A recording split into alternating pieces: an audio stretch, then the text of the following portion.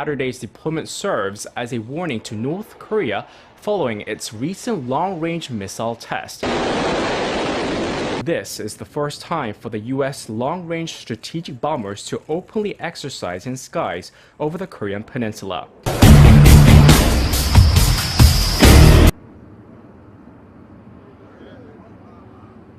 The intended message of the mission was clear, though, in a statement released by the commander of U.S. Air Forces in the Pacific saying, quote, "North Korea's actions are a threat to our allies, partners, and homeland. Let me be clear. If called upon, we are trained, equipped, and ready to unleash the full lethal capability of our allied air forces." Well, the U.S. is showing that it is prepared to take military action against North Korea.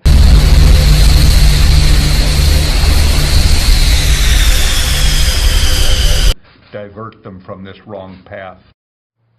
Today's mission is the second show of force by the U.S. military since North Korea's missile launch. The Pentagon says this is not a missile it has seen before, and the new intercontinental ballistic missile was fired from a launch pad not used before by North Korea.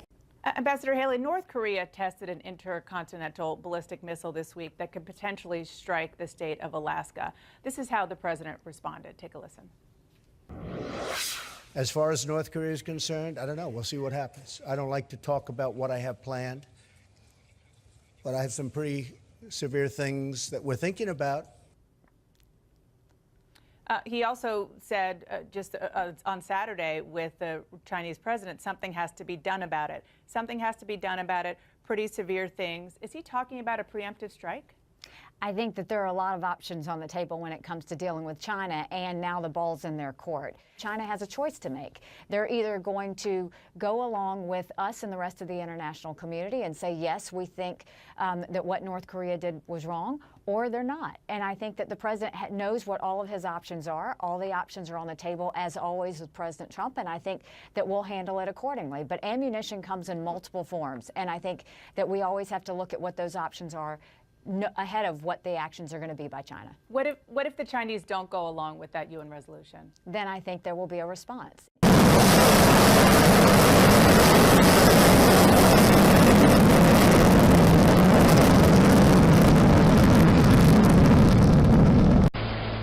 Well, North Korea's recent ICBM test marks a new threat for the United States. But just how big of a threat is it? Let's put this into perspective. First, take a look at where their missiles, their Scud missiles, can reach. And then their medium-range missiles, which would include the rest of Asia, as you can see. And finally, the possibility of an ICBM capability, you see it reaching into the United States as well into Europe. So is our government actually prepared? Here to weigh in, U.S. Army veteran and president of Impact America, David Bellavia. David, let's walk over here and take a look at this map. So you understand a lot about the threat we face from North Korea. You've served in Iraq as well, but you run an organization called Impact America. First of all, talk about these concentric circles and maybe what defenses we might actually have against it. Well, anything that's short range to intermediate, the number one defense that we have are these destroyers. These are counter-battery destroyers. They are the Burke class of destroyer. USS Cole. Navy vessels. Navy vessels. USS Cole is the Fitzgerald that just got in that accident. That is part of that class.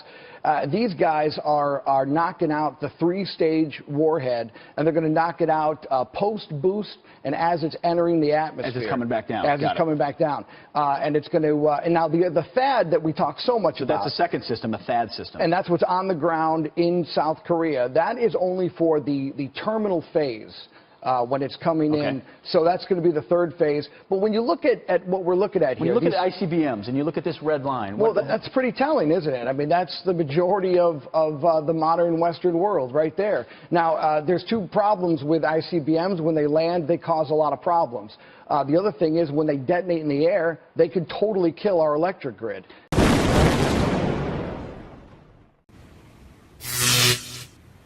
So talk to me about that. So if you look at, we've talked a lot about Alaska, which is the one that we've heard the most news about it being closest to. But we're looking at the continental United States, and you mentioned detonation in the atmosphere. Some people don't really understand the effect of an EMP. What would that do? Well, it's a phenomenon that when a warhead explodes in the air, this can also happen with the solar storm. What happens is that massive explosion, literally anything digital, anything electric, is fried. Now we have the technology, we have the ability to protect protect ourselves at the homeland.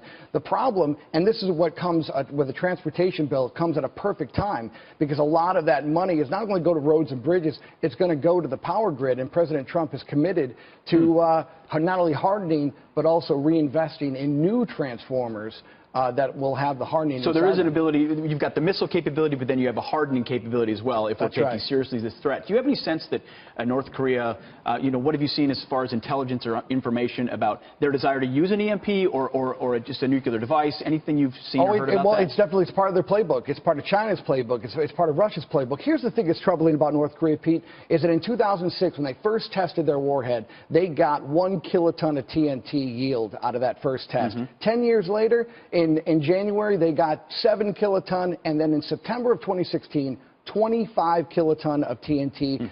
Someone is helping North Korea. That someone probably is Iran. I think the biggest thing that came out of the G20 summit isn't what you heard from Secretary Tillerson or even the President of the United States. It was Secretary of Treasury, Steve Mnuchin, who said, look, we're going after second-tier folks. And that's what put pressure on Iran, and that's what will put pressure on North Korea. In 10 seconds, do we need to act now to prevent, or do we need to shoot down their next missile? What's the next move?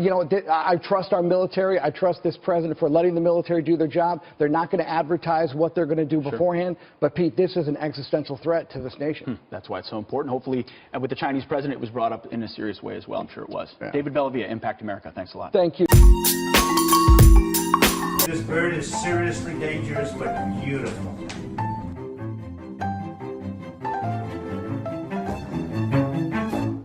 Thank you for watching Right Wing. Your support really does mean the world to me.